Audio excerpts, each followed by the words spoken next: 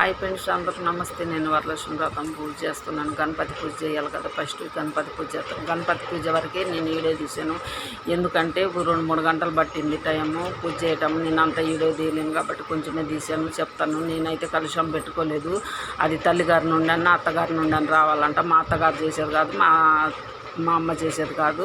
నేను ఖమ్మం పోయిన కాడ నుండే స్టార్ట్ చేశాను. మా ఇంటికాడ డైలీ కస్టమర్లు ఇద్దరు కుట్టియటానికి వచ్చేది. వాళ్ళైతే ఇన్ని కష్టాల్లో ఉన్నావు కదక్క, ఇన్ని ప్రాబ్లంలో.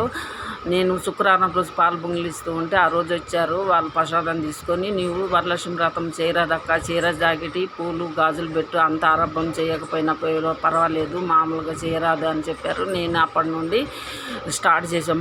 మా అమ్మాయి కూడా చేద్దామమ్మా అని చెప్పింది. ఇంకా షాపుకు పోయి బుక్ ఏం కొనుక్కొని వచ్చి బుక్ చదివేది అన్నట్టు, ఆమె మంత్రాలు చదివేది, నేను పూజ చేసేదాన్ని. అప్పటి నుండి అట్లా స్టార్ట్ చేసాము. మాకైతే మంచిగా జరిగింది. అప్పటి నుండి ఈ పూజ చేస్తున్నాం ఫ్రెండ్స్.